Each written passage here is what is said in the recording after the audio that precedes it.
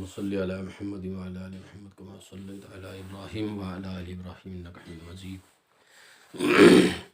اللهم بارك على محمد وعلى آل محمد كما باركت على إبراهيم وعلى آل إبراهيم إنك حميد مجيد. حضرت نوح علیہ السلام، جب حضرت ادریس علیہ السلام نے آسمان پر قیام کیا تو دنیا میں پھر گمراہی اور نافرمانی بھر گئی، گناہ کے کام خوب ہونے لگے، لوگوں کو سیدھے سچے راستے پر لانے کے لیے اللہ تعالیٰ نے حضرت نوح علیہ السلام کو نبی بنا کر بھیجا۔ حضرت نوح نے 950 برس کی عمر پائی۔ 80 برس کی عمر میں اللہ کی وحی آنے لگی۔ حضرت نوح برابر بھلائی کی بات پھیلانے اور برائی کو مٹانے کی کوشش کرنے لگے، لیکن ان کی قوم کے سردار تو عیش میں لگے ہوئے تھے، انہیں ان باتوں سے کیا لینا دینا۔ حضرت نوح علیہ السلام نے اللہ تعالیٰ سے ان کی ہدایت کی دعا بھی کرتے، لیکن ان ظالموں نے کچھ مان کر نہ دیا، کفر اور انکار کی ریتی پر ڈٹے رہے۔ حضرت نوح نے بہت سمجھانے کی کوشش کی، کافی محنت کی، لیکن پوری عمر کی محنتوں کے نتیجے میں 80 آدمیوں کے علاوہ کسی نے اسلام قبول نہ کیا، کم و بیش 80 آدمیوں نے۔ حضرت ابن عباس رضی اللہ عنہ سے روایت ہے کہ فرمایا کہ کسی پیغمبر نے اپنی قوم کی طرف سے اتنی تکلیفیں نہ اٹھائیں جتنی حضرت نوح علیہ السلام کو اٹھانی پڑی۔ وہ تو حضرت نوح کو ہمیشہ دھمکی دیتے رہے کہ تم ان باتوں سے باز آ جاؤ اور ہمارے بتوں کو برا بھلا کہنے سے بچو، ورنہ ہم تمہیں پریشان کر ڈالیں گے۔ چنانچہ وہ انہیں اچھی باتیں سناتے پر بھری مجلس میں مارتے، یہاں تک کہ وہ بے ہوش ہو جاتے اور ان کے لڑکے ان کو وہاں سے اٹھا کر لے جاتے۔ ان کے دشمن مرتے وقت اپنے بیٹوں کو وصیت کیا کرتے اور کفر پر جمے رہنے کی ہدایت دیتے ہوئے کہتے تھے، بیٹو ہرگز اپنے باپ دادا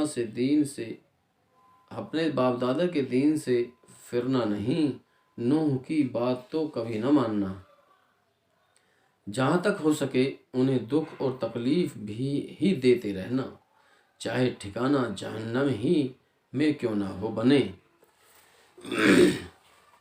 جب ایسے ہی سنگین حالات میں 7 صدیاں گزر گئیں اور حضرت نوح علیہ السلام تنگ آ کر نا امید ہو گئے تو اللہ نے وحی نازل کی۔ حضرت نوح علیہ السلام کو اس سے بڑی ڈھارس ہوئی، بھروسہ ہوا۔ اللہ نے ان سے فرمایا تھا، اے نوح تم دل تنگ مت ہونا، ان ظالموں سے اب کوئی امید رکھو، جو ایمان لے آئے باقی ایمان نہیں لائیں گے، ان کے مقدر ہی میں جہنم لکھ گئی ہے۔ حضرت نوح علیہ السلام نے عرض کیا، خدا اے اللہ، ان کی نسل میں سے کوئی ایمان لائے گا یا نہیں؟ حکم ہوا، یہ تو ایمان نہ لائیں گے، ان کا دل تو پتھر ہو چکا ہے۔ پھر بھی حضرت نوح کو اپنی قوم سے جو لگاؤ تھا، اس کی بنیاد پر ان کو ایک اور سمجھایا اور کہا، لوگوں ایمان نہ لاؤ گے تو اب یہ سمجھو کہ اب عذاب الہی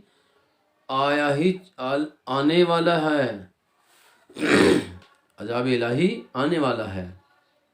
لیکن اس بار بھی قوم کے سرداروں نے اسی طرح جواب دیا اور کہا، ہم تو بت سوائے یغوث اور یعوث جو ہمارے بت ہیں کی پوجا کبھی نہ چھوڑیں گے، اور اگر تو سچا ہی ہے تو عذاب لے آ، ہمیں اس کا کوئی ڈر نہیں۔ حضرت نوح یہ جواب سن کر مایوس ہو گئے، بڑے ہی غم کے ساتھ اللہ سے گڑ گڑا کر عرض کیا کہ اے اللہ، جب میں اپنی قوم والوں کو اسلام کی طرف بلاتا ہوں تاکہ وہ اپنی زندگیاں بنا سنوار سکیں تو وہ مجھے سن کر نہیں دیتے، کانوں میں انگلیاں ٹھونس لیتے ہیں بے توجہی کے لیے اپنے اوپر کپڑے ڈال لیتے ہیں، اپنے کفر پر جمے رہتے ہیں۔ اب میں کیا کروں، بہت مجبور ہو گیا ہوں، اب تو تیرا عذاب آ ہی جانا چاہیے، انہیں تباہ کر دے، ان کا سب کچھ ختم کر دے۔ حضرت نوح کی دعا سے پھر اس قوم پر اکال پڑ گیا، یہاں تک کہ ان کی نسل کی بڑھوتری کا سلسلہ ہی بند ہو گیا۔ اس کے بعد اللہ کے حکم سے حضرت جبریل نے ساج پیڑ بونے کا حکم دیا اور 20 سالوں میں اسے کافی مضبوط کر دیا۔ پھر اللہ ہی کے فرمان پر حضرت نوح نے اس کی لکڑی سے کشتی بنانی شروع کر دی۔ کافر پہلے تو نوح علیہ السلام کو ستاتے رہے، جب کشتی بننے لگی یہ مذاق بنانے لگے، کہتے اے نوح، اب تم نبی کے درجے کو پہنچنے کے بعد بڑھئی کب سے ہو گئے؟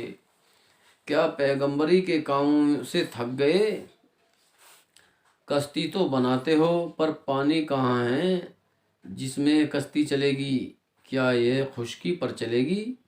حضرت نوح کہتے تم اپنے عمل کے نتیجوں سے غافل ہو، عاقبت میں تم پر کیا بیتے گی اسے سمجھ نہیں رہے ہو، اس لیے تم کیا سمجھو ان باتوں کو۔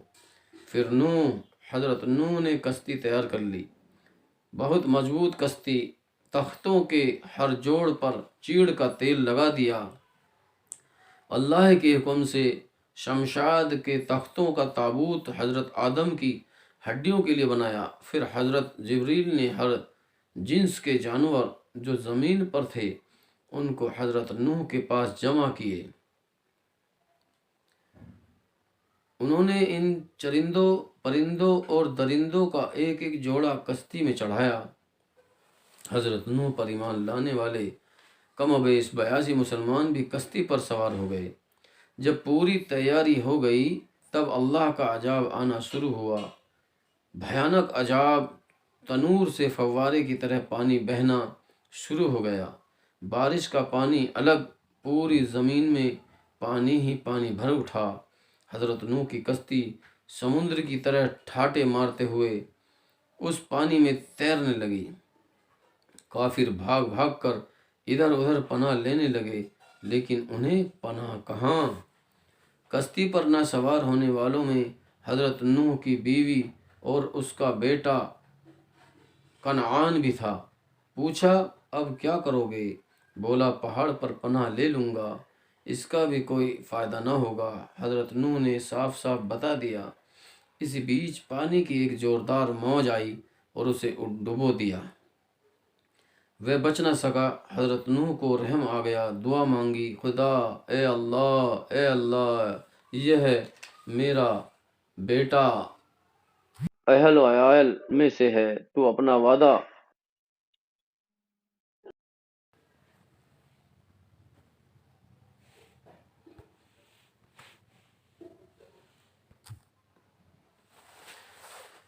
اے اللہ۔ حکم ہوا کہ اہل وہ ہے جس کے عمل بھلے ہوں، بد عمل نا اہل ہے۔ 40 دن تک جوڑوں کی بارش ہوتی رہی، زمین کے اندر سے بھی پانی ابلتا رہا۔